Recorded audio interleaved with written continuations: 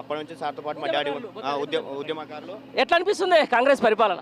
కాంగ్రెస్ పరిపాలన నేనే కాదు అందరు జనాలు గిడని చూస్తున్నారన్న. ఎందుకు వేసిన మార్పు అని చెప్పి అన్నారు. మార్పు ఏదో స్పష్టంగా కనిపిస్తుంది. ఇప్పుడు ముందు యూరియా కోసం బస్సుల కోసం పోవాలనుకుంటే ముందు మన రైతులందరూ చెప్పులు వేసుకొని నిలబడే, చెప్పులు క్యూలో పెట్టి నిలబడే. ఆ రోజు ఆయన చెప్పింది కానీ ఆ రోజు మళ్ళీ రోజు తెస్తా అన్నట్టు తెచ్చింది, అంతే ఇంకేముంది. అట్లే యూరియా బస్సుల కోసం నిలబడుతున్నారు. వాటర్ సమస్య వస్తుంది, రోడ్లు సరిగా లేవు.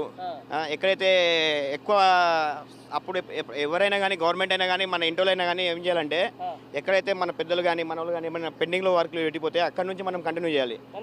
కంటిన్యూ చేయకుండా వీళ్ళు మనలో కంటిన్యూ చేయకుండా దానికోసం అని చెప్పి మళ్ళీ అక్కడ నుంచి వాళ్ళు అది చేసారు ఇది చేసారు, బీఆర్ఎస్ ప్రభుత్వం ఇది చేసి లాస్ చేసింది అని చెప్పి మనమైనా నిందలు వేయడం కంటే ఇప్పుడు మనలో ఇంట్లోనే అన్న మన నాయన ఉంటాడు, మన నాయన ఏం చేస్తాడు, మన సంసారాన్ని సాగదీయం కోసం అని చెప్పి మన కోసం అప్పులు చేసో సవిపించుకోవడం, ఇల్లు కట్టుకోవడం, మన పెళ్లి చేయడం చేస్తూ ఉంటాడు.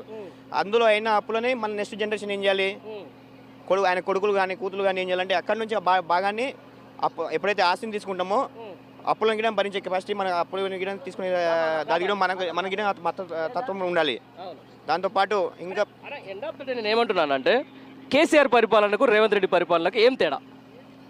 ఆయన అడ్మినిస్ట్రేషన్ బాగుండేనా, అడ్మినిస్ట్రేషన్ చేసే ఒక క్లారిటీ ఉంటుండే, కేసీఆర్ గారు చేసే పనిలో క్లారిటీ ఉంటుండే.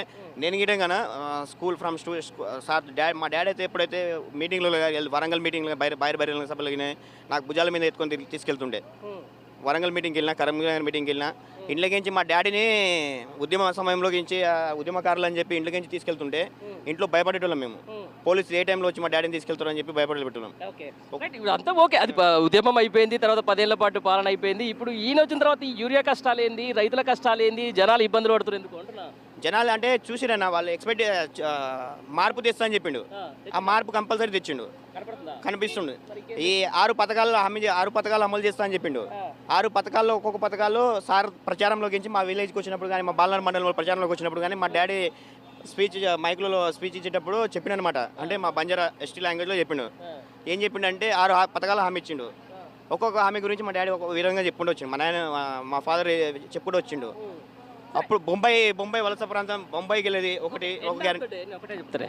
ఏంది రేవంత్ రెడ్డి పరిపాలనకు కేసీఆర్ పరిపాలనకు తేడా ఏందని అడిగితే ఏం చెప్తారు? 2 ముక్కలు. గుర్రం పరిపాలనకి గాడిద పరిపాలనకి కనిపిస్తుంది. రాజేష్ నాయక్. ఓకే, ఎట్లా అనిపిస్తుంది ఈ కాంగ్రెస్ గవర్నమెంట్? ఈ గవర్నమెంట్ వచ్చిన చెప్పు తీసుకొని మనమే కొట్టుకోవాలి. ఎందుకు అనేది ప్రజలకు అన్నీ తెలుసు. ఇప్పుడు ఎట్లా అనేది అందరూ 30 సంవత్సరం ఇంకా మనం వెనక్కి వెళ్ళిపోయినాం అంతే.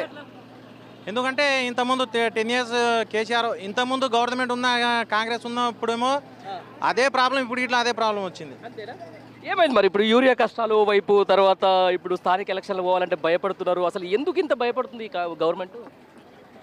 కాంగ్రెస్ గవర్నమెంట్ అంటే భయపడాల్సిందే వాళ్ళు. ఎందుకంటే ఇంతకుముందు ఏ ఇబ్బంది రాలేదు కదా మనకు. 10 years కేసీఆర్ చేసిన పాలనలో, ఇప్పుడు చేసిన పాలనలో ఇప్పుడు వచ్చి 2 సంవత్సరాలు అయింది. ఎంత ఇబ్బంది పడుతున్నామో జనాలందరూ. చిన్న చెంటి పిల్లలను తీసుకుని యూరియా దగ్గర కూర్చున్నారు. మొన్న ఒక మహిళ పొద్దుగాల 2 రోజులు ఆడకొచ్చి స్టే చేసుకొని బాబుకు జ్వరం వస్తే ఆడ మందులు గిట్లా వేసుకొని ఆడ యూరియా దగ్గర 2 రోజులు ఆడ స్టే చేసింది తెలుసా ఆమె, ఒక లేడీస్. ఎందుకంటే అంత ప్రాబ్లం ఎందుకు తీసుకొస్తున్నారు? ఎందుకంటే ఉంది గవర్నమెంట్, లుచ్చా గవర్నమెంట్ ఇది. గవర్నమెంట్ అంటే మరి ఎందుకు ఎట్లా మరి ప్రజలు ఎట్లా ఈ 3.5 సంవత్సరాలు ఎట్లా కొనసాగాలి? మరి కొనసాగాలంటే ఇప్పుడు బై ఎలక్షన్ వస్తే అందరు ఇప్పుడు 100% మన కేసీఆర్ పాలన చేస్తుడు. ఇదైతే రాదు. నెక్స్ట్ ఇంకా జల్మాపురం రాదు. ఇది పక్కా 100% ఇది. ఎట్లా అంటే తెలుస్తుంది కదా. ఇప్పుడు అందరు కళ్ళు మూసుకోలేరు కదా. ఏదో నమ్మి తీరా సిద్ధ అన్నట్టు అయింది అది. అందరు జనాలకు నమ్మించిండ్రు. ఇప్పుడు బై ఎలక్షన్ ఏమని చెప్పు. అట్లాంటి బూతులు వద్దు, మామూలుగా మాట్లాడదాం. మామూలు కాదు, ఆల్రెడీ తెలుస్తుంది అందరికి, జనాలకు అందరికీ తెలుస్తుంది టాక్ అనేది ఎట్లా నడుస్తుంది ఏం అనేది.